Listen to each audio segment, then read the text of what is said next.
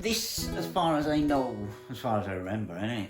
Oh, and by the way, I'm not unwell or anything. My clay clippers fell off and I had to go all bald because I took a chunk out of my head.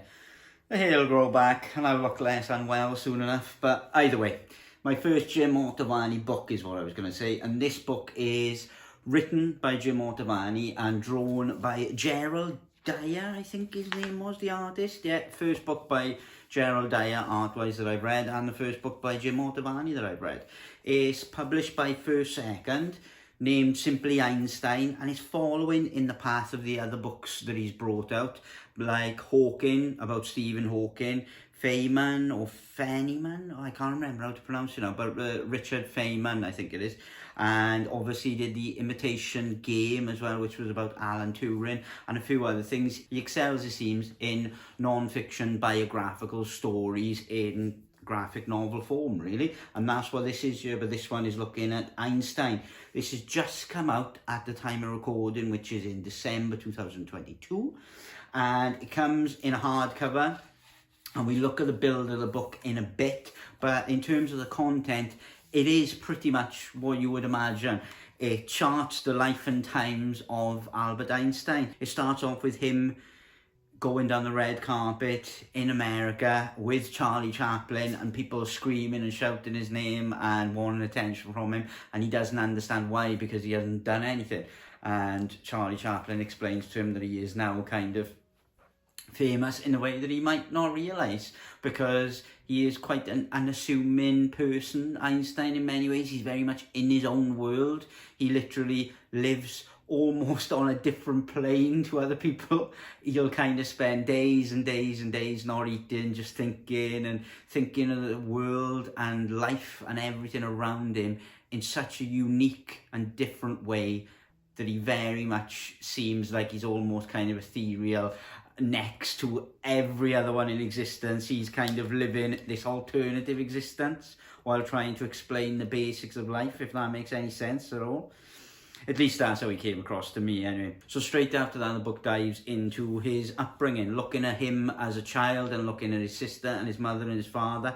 And it's presented in a really good way. And I'm not sure if the other books in the same vein are presented in the same way. But what I mean is the story is not narrated in the traditional narration boxes. What happens is a character, sometimes Einstein, but more often than not, a friend or family member that's within the scene, breaks the fourth wall and tells you about this moment in Einstein's life. They kind of turn to the screen, not that there's a screen, but you know what I mean, and then they start telling you about this part of Einstein's life, and it keeps that going right the way through the book. People will generally kind of turn to you and start talking, or they will just randomly say something that the other person in the scene can't hear. Is for you only. And the way they transverse that path, by using speech bubbles obviously, is they change the shape and the presentation of the speech bubbles. So anything in a kind of oval, circular, traditional speech bubble shape is being spoken out loud. Anything in a rectangular kind of square speech bubble is that narration that's coming from that person breaking the fourth wall in the text. And it works really well, actually. It makes the book flow really effortlessly, and it takes away that voice of the narrator that could be a bit grating after a while, because there's so much history around Einstein's life that needs to be explained, but there's also an absolute ton of physics and science and theories that need to be explained full on.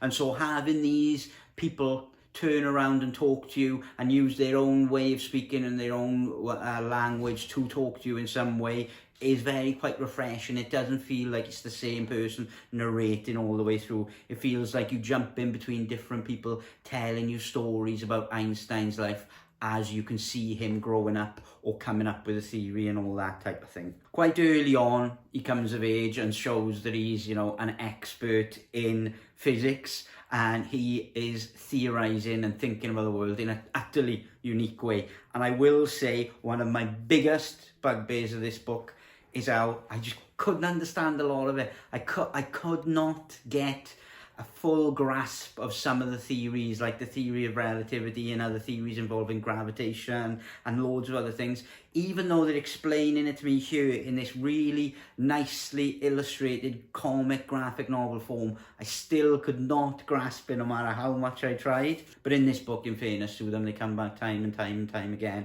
saying that there are a lot of physicists that barely understand the theories that Einstein was putting out there, because it takes such a leap of abstract thought to get into that mindset. So it does make you feel comfortable in some way, shape and form, not understanding some of the theories put forward by Einstein and other people that he'll come into contact throughout the book. But ultimately it is quite frustrating as well. It's quite frustrating to read a theory and then think, right, I've got to start this bit of the book again because I genuinely am not getting that theory. But then at some point I kind of resigned myself that I'm not a physicist and I'm not really into science or mathematics or anything like that. And so I'm so far away from the type of person that would easily grasp a lot of these theories put out there that I was kind of comfortable. I just enjoyed watching those theories develop and transform, how they affected the other people in the world, how they affected like the social environments around Einstein and the people he's involved with. I enjoyed all that. I was speaking to a friend actually, and I was comparing it to watching a really good like football match or really good sporting event and looking at these athletes doing amazing feats of endurance and technique and everything, and not having the first clue of how they're achieving all that and how they're doing it.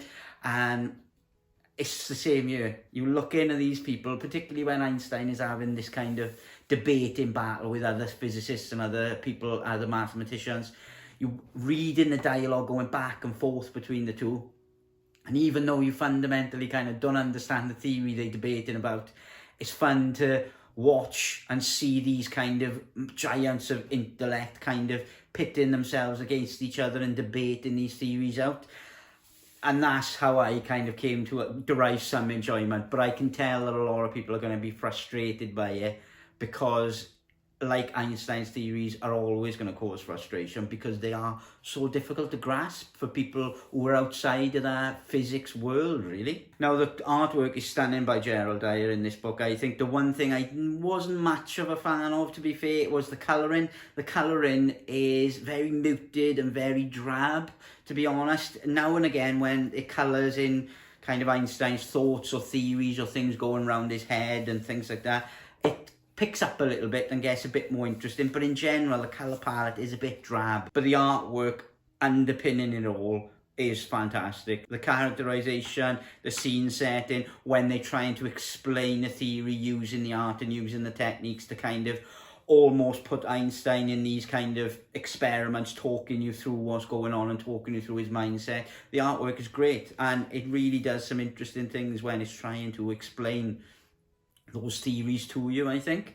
The one thing I did love about this book as well is how it showed Einstein in a really straightforward way, and it was quite honest in his portrayal of Einstein, in terms of it showed that he is a very distant person. You know, he does love people and he does care for people, but equally he can be very distant for very long periods of time when he's deep in theories and thoughts and things like that. And also, once he moves on from a relationship, he almost cuts a lot of ties with that relationship. And he was notorious in his like for women and things like that, which does come across. And so he has several relationships and several children, and the relationships between many of those children and those exes and current wives and things like that, it isn't easy, certainly. And a lot of the children in here kind of get sidelined. A few of them, you know, stick with him throughout his life and to the end, but then there are a few of them that are kind of just left behind, really. And so it gives you that full account of Einstein. It looks at his biggest, greatest hits, if you want to put it. But it also showcases the fact that he wasn't a perfect human being by any stretch of imagination. Socially and in his personal relationships, he was really hard work, and that comes across massively. The scientific world he's in as well, that's developing a lot of these theories, comes across great, because it brings a lot of people who were communicating to him by letter, who were meeting him, who were going to lectures.